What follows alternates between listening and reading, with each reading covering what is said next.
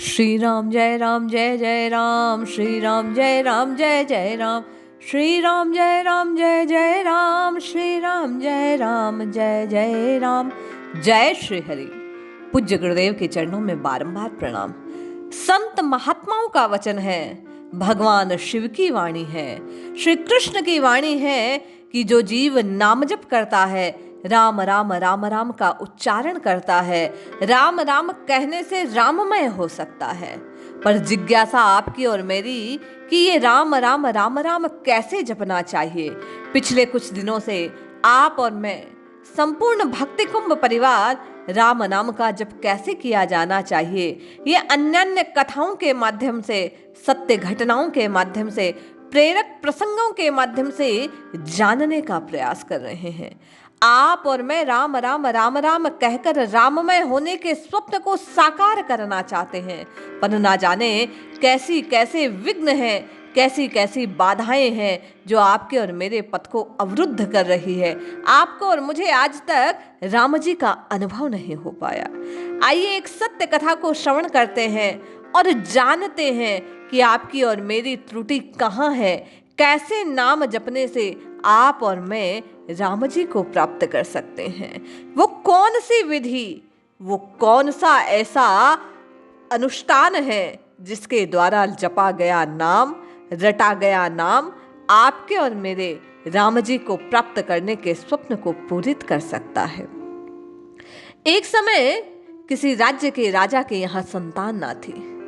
राज्य संपन्न था, किसी चीज की कोई कमी नहीं, किंतु राजा अपने उत्तराधिकारी को लेकर परेशान रहता था। व्याकुल है राजा कि मेरे जाने के बाद मेरे राज्य का क्या होगा, कौन मेरी प्रजा का पालन करेगा, कैसे राज्य के कार्यों का संचालन होगा, कैसे सब व्यवस्थाएं समुचित रीति से संचालित होगी। उत्तराधिकारी के विषय में राजा चिंतित है। ये देखकर मंत्रीगण राजा को एक सलाह देते हैं। राजा से कहते हैं, राजन, योग्य व्यक्ति आपके राज्य में है, क्यों ना उसी में से किसी को भावी राजा नियुक्त किया जाए। आप उसे राजकुमार बनाइए और आपके पश्चात वह राज्य कार्यों का संचालन करेगा। मंत्रियों की सलाह राजा को अच्छी लगी, जम गई, जच गई।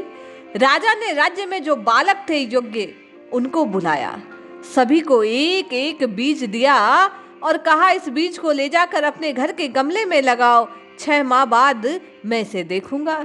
6 माह तक तुम लोगों को इसकी देखभाल करनी है। जिसका पौधा सबसे अच्छा होगा, मैं उसे राजकुमार घोषित करूंगा। सभी बच्चे ये सुनकर खुश थे। अपने अपने घर में गमलों में बीज लगा देते हैं, रोज सुबह शाम जलादी देते हैं, उसे धूप में रखते हैं, खाद डालते हैं।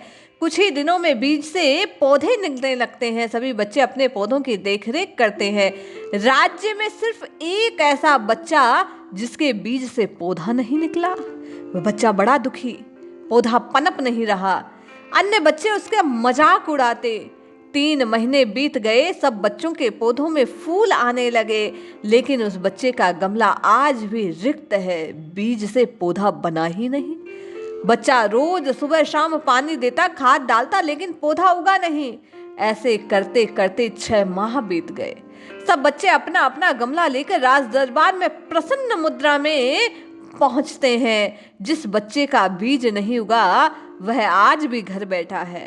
उसकी माँ ने जब देखा कि बीज ना उगने के कारण गमला यहीं लेकर ये बैठा है, उसने कहा कि राजा ने जो आज्ञा दी उसे पूरा करो। 6 माह का समय बीत गया है, जाओ अपना गमला लेकर राज दरबार में तुम भी जाओ।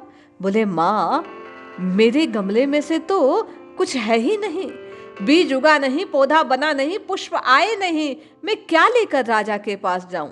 माँ ने कहा, जो सत्य है वही लेकर जाओ। बच्चा खाली गमला उठाता है, उदास मुखमंडल है बालक का। वह राज दरबार की ओर चलने लगता है। भीतर ही भीतर अपने साहस को टटोलने लगता है और मन में विचार करता है, मैं सत्य सत्य राजन से कह दूंगा कि ये 6 माह में बीता। गमला लेकर राज दरबार वह बच्चा पहुंच जाता है। सब बच्चे वहीं हैं, उनके गमलों में पुष्प हैं सुंदर सुंदर। राजा सबकी ओर देख रहे हैं। अंत में राजा उस बालक के पास पहुंचते हैं जिसके बीज से पौधा ना निकला। बच्चे ने राजा को बताया कि मैंने पूरी ईमानदारी से कड़ा परिश्रम किया, संतोष रखा, धैर्य धारण किया, किंतु राजन बीज ना उगा, बीज से पौधा ना बना, ये गमला आज भी रिक्त है। राजा सभी बच्चों से कहते हैं कि मैंने आप लोगों को जो बीज दिए वो एक जैसे थे, सबके सब खराब थे, किसी से पौधा उग नहीं सकता, वे तो भुने बीज थे।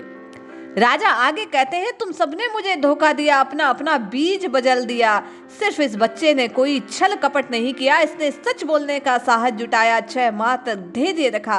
राजा वही बन सकता है जो सच बोलने की हिम्मत रखता हो, जो छल कपट से रहित हो। इसलिए मैं इसी बालक को अपना उत्तराधिकारी बनाता हूँ। इसके गमले में अवश्य ही पुष्प नहीं है, पौधा पनपा नहीं है, किंतु इसने सत्य का रक्षण किया है, जो जैसा था उसको वैसा का वैसा कायम रखा है। राजा ने बालक को सीने से लगा लिया और उसे अपना उत्तराधिकारी घोषित किया। भावी राजा वह उस राज्य का बन गया, उसे सब कुछ हासिल हो गया, उसे सब प्राप्त हो गया। केवल और केवल माँ द्वारा दिखाई गई सत्य की राह को अपनाने के कारण, जो सच था उसका रक्षण करने के कारण, उसको उसी रूप में बनाए रखने के कारण। ये कथा आपको और मुझे ये संकेत करती है कि राम राम कैसे जपना चाहिए। माँ के समान ही गुरुदेव द्वारा बतलाए गए सत्य पथ को आपको और मुझे नित्य निरंतर अनुगमन करना चाहिए, उस पर चलना चाहिए।